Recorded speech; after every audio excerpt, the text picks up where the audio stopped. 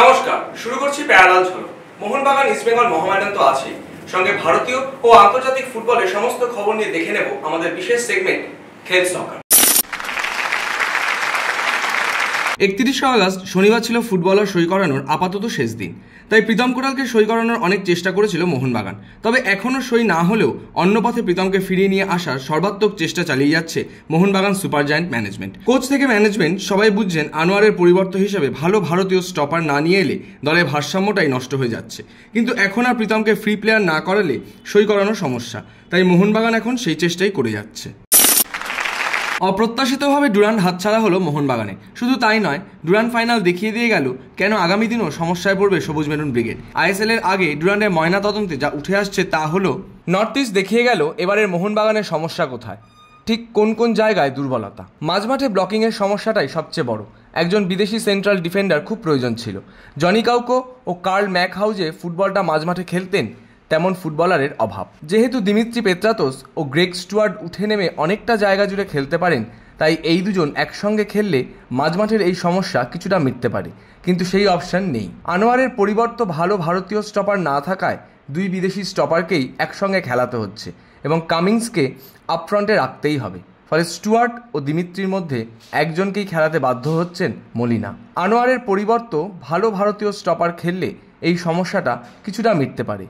এক্ষেত্রে একজন বিদেশি স্টপারকে খেলিয়ে একসঙ্গে দিমি ও স্টুয়ার্টকে খেলানো যায়। একটা আনোয়ারের অনুপস্থিতিটাই গোটা দলের ভারসাম্য নষ্ট করে দিয়েছে। প্রীতম কোটাল স্টপারেও খেলতে পারেন, তাই তাকে পাওয়ার জন্য এত মরিয়া ছিল সবুজ মেরুন ম্যানেজমেন্ট। প্রথমবার তো ডেফিনেটলি ফার্স্ট হাফে যে টিমটা খেলছিল সেকেন্ড হাফ চেঞ্জ করাতে পুরো টিমের কম্পোজিশনটা আমার মনে হয় ভেঙে যায়। এরকম ভাবে হাফ টাইমে চেঞ্জ করার কোনো কারণ হয় না, দুগোলে এগিয়েছিল টিম, এত ভালো খেলছিল। শুনলেন ডুরান্ড ফাইনালে হারের পর কি বলছিলেন মোহনবাগানের প্রাক্তন সচিব সৃঞ্জয় বসু। এমনকি মহামেডান কর্তা কামার উদ্দিনও মোহন কোচের ফুটবলার পরিবর্তনকে দায়ী করছিলেন। মোহনবাগান সমর্থকদের মধ্যেও কোচের সমালোচনা শুরু হয়ে গিয়েছে। বিশেষত সাহাল ও স্টুয়ার্টকে তুলে নেওয়ার সিদ্ধান্তকেই কাঠগড়ায় দাঁড় করানো হচ্ছে। কিন্তু ফুটবল বিশেষজ্ঞরা কি বলছেন? মলিনার এই দুটি সিদ্ধান্ত কি ভুল ছিল?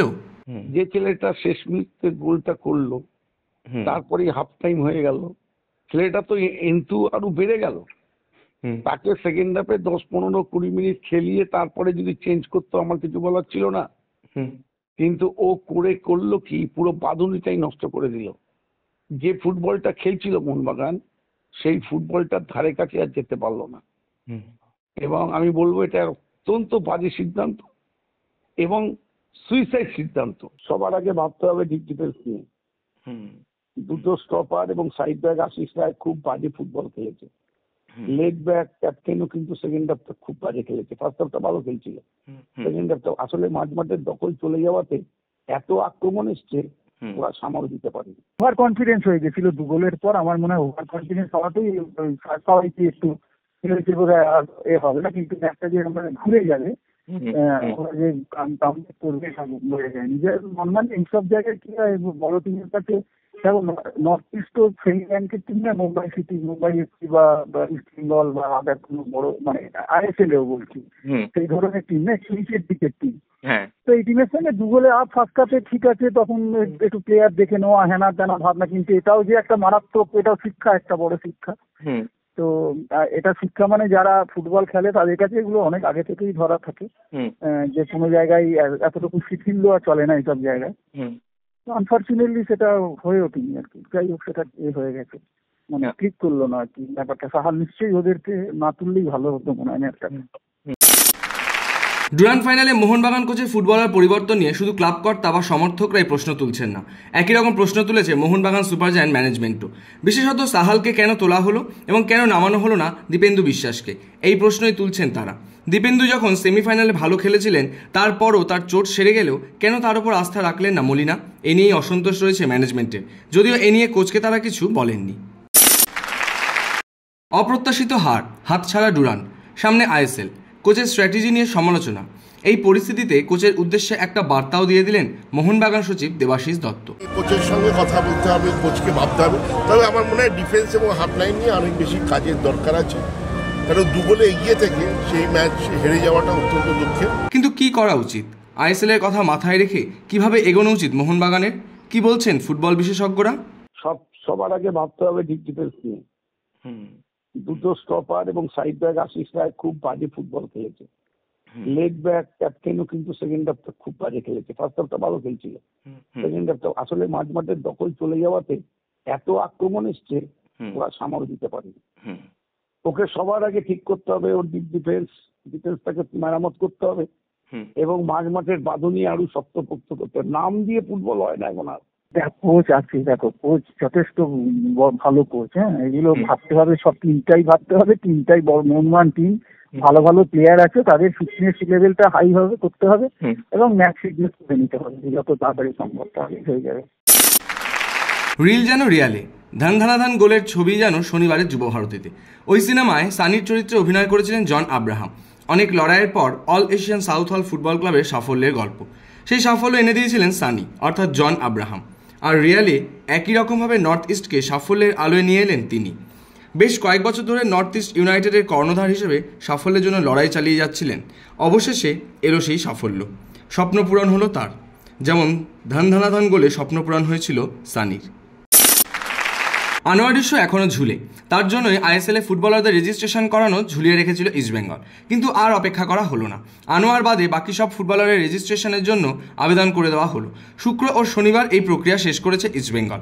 আনোয়ার ইস্যুতে সিদ্ধান্ত এখনও না জানলেও তাকেও রেজিস্ট্রেশন করিয়ে নেওয়ার ভাবনা রয়েছে লাল হলুদ ম্যানেজমেন্টের। ঘাড়ের কাছে আইএসএল, কিন্তু রীতিমতো অগোছালো ইস্টবেঙ্গল। দুশ্চিন্তা ও উদ্বেগ ক্রমশ গ্রাস করছে কার্লেস কোয়াদ্রাতকে। আইএসএল শুরু হওয়ার ঠিক আগে প্রস্তুতি ধাক্কা খাচ্ছে ভীষণভাবে। দিয়ামান্তাগসের চোটটা বেশ ভাবাচ্ছে, যদিও আশা করা হচ্ছে আইএসএল শুরুর আগে তিনি ফিট হয়ে উঠবেন। মাদি দালাল দেশে ফিরে গেছেন পারিবারিক কারণে। শোনা যাচ্ছে তারও নাকি হালকা চোট রয়েছে। সল ক্রেসপোরও সামান্য সমস্যা আছে। হিজাজ জাতীয় দলের হয়ে খেলতে দেশে ফিরে গিয়েছেন। আইএসএল শুরু হওয়া 2-3 দিন আগে ফিরবেন। ভারতীয় ফুটবলাররা চলে গিয়েছেন জাতীয় শিবিরে। সব মিলিয়ে আইএসএল এর জন্য কিভাবে দলকে তৈরি করবেন কোয়াদ্রাত, এটা নিয়েই যাবতীয় চিন্তা স্প্যানিশ বসের। শনিবার যুব ভারতীতে মোহনবাগানকে দেখে মোহামেডান কর্তা কামারউদ্দিন যেমন কিছুটা হতাশ, তেমনই কিছুটা উৎসাহিত। কারণ আইএসএল এ আসছে মোহনবাগান মোহামেডান ডার্বি। মোহনবাগানকে দেখে প্রচণ্ড আশাবাদী কামারউদ্দিন বলছিলেন, এই মোহনবাগানকে তারাও হারাবেন। হবে, আমরা একে মারবো, আবার দেখবে 16 তারিখেই দেখবে। জর্ডানে জার্কায় এএফসি মহিলা চ্যাম্পিয়ন্স লিগের গ্রুপ পর্বে টিকিট নিশ্চিত করল ওড়িশা এফসি। আন্তর্জাতিক ফুটবলে অভিষেক হওয়া ইন্ডিয়ান ওমেন্স লিগ চ্যাম্পিয়নরা প্রথমে সিঙ্গাপুরের লায়ন সিটি সেলার্স এফসিকে 4-1 গোলে পরাজিত করার পর শনিবার আয়োজক ইতিহাদ ক্লাবকে 2-1 গোলে হারিয়ে এশিয়ার এলিট মহিলা ক্লাব প্রতিযোগিতার গ্রুপ পর্বে খেলার যোগ্যতা অর্জন করল। এদিন 19 বছর বয়সী লিন্ডা কমসেট্টোর জোড়া গোল সিঙ্গাপুরের বিরুদ্ধে ওড়িশা এফসি 4-1 ব্যবধানে জয়ের পথ প্রশস্ত করে। অবিশ্বাস্য, এমন ঘটনার সামনে কখনো দাঁড়াননি লিওনেল মেসি। লিওকে আর চাইছেন না তার নিজের দলের সমর্থকরাই। হ্যাঁ, যতই অবাক করার মতো হোক, এটাই ঘটনা। শেষ ম্যাচে তিনি খেলতে পারেননি, সেখানেই ম্যাচের নায়ক লুইস সুয়ারেজ। এই উরুগুয়ান তারকার দুরন্ত পারফরমেন্সের পরই উচ্ছ্বাসে ভেসেছেন সমর্থকরা। তাদের আইকন এখন সুয়ারেজ, মেসিকে আর দরকার নেই, এমনই বার্তা সমর্থকদের সোশ্যাল মিডিয়া জুড়ে। ইপসুইচ সিটির পর আবারও ওয়েস্ট হ্যামের বিরুদ্ধে হ্যাট্রিক করলেন আর্লিং হালান্ড। ইংলিশ প্রিমিয়ার লিগের অ্যাওয়ে ম্যাচে এদিন কার্যত জ্বলে উঠতে দেখা গেল নরওয়ের এই তারকা ফুটবলারকে। ম্যাচের 10 মিনিটে প্রথম গোল করেন তিনি। 19 মিনিটে রুবেন ডায়াসের আত্মঘাতী গোলে সমতায় ফেরে ওয়েস্ট হ্যাম। ম্যাচের 30 এবং 83 মিনিটে জোড়া গোল করে চলতি ইংলিশ প্রিমিয়ার লিগে দ্বিতীয়বারের মতো হ্যাট্রিক করে ফেললেন হালান্ড। এদিন 3-1 গোলে ম্যাচ জিতে ম্যানচেস্টার সিটি 3 ম্যাচে 9 পয়েন্ট নিয়ে শীর্ষস্থানে উঠে এলো। ক্রিকেট দুনিয়ার কি খবর, ঘরোয়া থেকে আন্তর্জাতিক 22 গজের সমস্ত খবর নিয়ে দেখে নেব আমাদের বিশেষ সেগমেন্ট লে ছক্কা।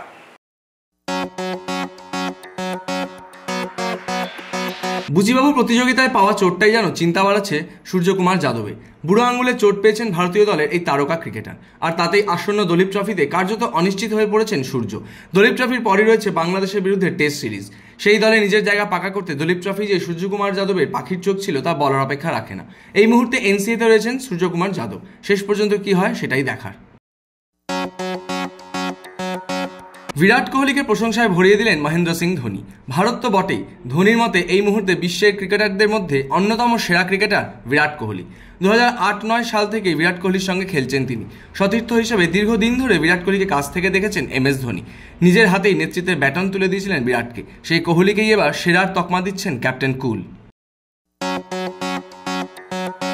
মুম্বাই ছেড়ে রোহিত শর্মা কি বা লখনৌ সুপার জায়ান্ট শিবিরে আসতে চলেছেন? জন্টি রোডসের কথা থেকে তেমনই ইঙ্গিত পাওয়া যাচ্ছে। লখনৌয়ের fielding coach Jonty Rhodes, mega নিলামের আগেই জন্টির মুখে রোহিত শর্মাকে নিয়ে কথা শোনা যাচ্ছে। সরাসরি না বলেও রোহিত শর্মাকে নিয়ে যে লখনৌ সুপার জায়ান্টস খানিকটা আগ্রহী, সেই ইঙ্গিত পাওয়া গেছে জন্টির কথায়। যদিও তিনি বলছেন যে এমনটা একেবারেই নিশ্চিত নয় যে রোহিত আসছেনই এবং কারোর পরিবর্তে আসছে, কিন্তু ক্রিকেট মহলে যে শুরু হয়ে গেছে জোর জল্পনা তা বলাই বাহুল্য। পাকিস্তানের বিরুদ্ধে দ্বিতীয় টেস্টের তৃতীয় দিনে পাক পেসারদের দাপটে বেশ কোণঠাসা হয়ে পড়েছিল বাংলাদেশ ব্যাটিং লাইন। ভালো বল করে একের পর এক উইকেট তুলে নেন পাকিস্তানের খুরম শেহজাদ এবং মীর হামজা। 26 রানেই 6 উইকেট হারায় বাংলাদেশ। একসময় মনে হচ্ছিল ফলো অন করতে হতে পারে বাংলাদেশকে, কিন্তু সেখান থেকেই পাল্টা লড়াই শুরু করেন লিটন দাস এবং মেহেদী হাসান। লিটনের 100 রান এবং মেহেদীর অর্ধশত রানে ভর করে বাংলাদেশ ইনিংস শেষ করে 262 রানে। পাকিস্তান প্রথম ইনিংসে তুলেছিল 274 রান। দ্বিতীয় ইনিংসে ব্যাট করতে নেমে 9 রানে 2 উইকেট হারায় পাকিস্তান। 22 গজের লড়াই থেকে অবসরের সিদ্ধান্ত নিলেন আইপিএলে মহেন্দ্র সিং ধোনির এক সময়ের সতীর্থ ডোয়েন ব্র্যাভো। 2022 সাল পর্যন্ত চেন্নাইয়ের হয়ে বহু ম্যাচ জয়ের নায়ক তিনি। এমনকি 2023-এ চেন্নাইয়ের বোলিং কোচের দায়িত্বও সামলেছেন। ওয়েস্ট ইন্ডিজের হয়ে 40টি টেস্ট, 164টি একদিনের ম্যাচ এবং 91টি টি20 খেলেছেন ব্র্যাভো। আন্তর্জাতিক ক্রিকেটে প্রায় 6500 রান এবং 363টি উইকেট রয়েছে তাঁর ঝুলিতে। 2021 সালে শেষবার দেশের জার্সিতে মাঠে নেমেছিলেন। এবার ক্যারিবিয়ান প্রিমিয়ার লিগ খেলে পাকাপাকিভাবে ক্রিকেটকে বিদায় জানাতে চলেছেন ওয়েস্ট ইন্ডিজের এই তারকা অলরাউন্ডার। ফুটবল, ক্রিকেট ছাড়াও অন্যান্য খেলার সমস্ত খবর নিয়ে এবার চোখ রাখবো আমাদের বিশেষ সেগমেন্ট উইং প্লেতে। US open mixed doubles quarter ফাইনালে পৌঁছলো রোহন বোপান্না আলদিলা সুজাদি জুটি। হাড্ডাহাড্ডি লড়াইয়ে টাইব্রেকার এই প্রতিপক্ষকে হারিয়ে শেষ 8-এ নিজেদের জায়গা পাকা করেছেন বোপান্নারা। প্রথম সেটে হেরে গেলেও দ্বিতীয় সেটেই কামব্যাক করেন বোপান্না সুজাদি জুটি। শেষ পর্যন্ত খেলা গড়া টাইব্রেকারে, সেখানে 10-7 ব্যবধানে জয় তুলে নিয়েছে রোহন বোপান্নারা। প্যারালিম্পিক্সে মেয়েদের ব্যক্তিগত ইভেন্টে 10 মিটার এয়ার পিস্তলে সোনা জিতেছেন অবনী লেখারা। রবিবার তার সামনেই ছিল আরও একটি পদকের হাতছানি, কিন্তু মাত্র 1 পয়েন্টের জন্যই ছিটকে গেলেন। Mix 10 metre air rifle prone বিভাগে ফাইনালে পৌঁছতে পারলেন না তিনি। তার স্কোর ছিল 632.8। যদিও এখানেই শেষ নয়, অবনীর সামনে রয়েছে আরও একটি ইভেন্ট। 50 মিটার রাইফেল 3 পজিশন ইভেন্টে নামবেন ভারতের এই 22 বছর বয়সী শুটার। এই ইভেন্টে টোকিওতে ব্রোঞ্জ জিতেছিলেন তিনি। প্যারিসেও পদক আনতে পারেন কিনা তা তো সময়ই বলবে। সারাদিনে কে কি বললেন, বিশেষ বিশেষ মন্তব্যের কোলাজ নিয়ে এবার থ্রো ইন। রোহিতকে দেখে ভোলা ভালা মনে হবে, কিন্তু ও প্রচণ্ড স্মার্ট। লোকে ভাবে ওর ভুলো মন, কিন্তু এই ভুলটা ভুলেও করবেন না। ওর ক্রিকেটীয় বুদ্ধি খুব ভালো, তার মানে খেলাটা দারুণ বোঝে। এবার ভারত অস্ট্রেলিয়া টেস্ট সিরিজ বেশ টান হবে। টেস্টই ক্রিকেটের আসল ফরম্যাট। আমার মনে হয় ভারত 3-1 ব্যবধানে জিতবে। একটা দুর্দান্ত যাত্রা শেষ করতে চলেছি। আমার দেশবাসীর সামনে শেষ পেশাদার প্রতিযোগিতায় খেলব। এই প্রতিযোগিতা খেলার অপেক্ষায় রয়েছি। আমাকে ঘিরেই তৈরি হয়েছিল ট্রিনবাগো নাইট রাইডার্স। সেই দলের হয়েই শেষবার খেলব। আমি শুধু নিজের খেলাটা খেলে যেতে চাই, যাতে দলের সাফল্যে অবদান রাখতে পারি। নিয়মিত রান করতে চাই, তারপর দেখা যাক কোথায় গিয়ে দাঁড়াই। কিন্তু সেঞ্চুরি করার চেয়ে ভালো অনুভূতি আর কিছু হয় না। এটা করতেই ভালোবাসি। আমি যদি বলি ইংল্যান্ডের হয়ে খেলা আমার জীবনের বড় অংশ নয়, তাহলে মিথ্যে কথা বলা হবে। অলিম্পিক্সের সোনা জয়ের পর যখন নিউ ইয়র্কে এসেছিলাম, তখনই নিজেকে খুব ক্লান্ত লাগছিল।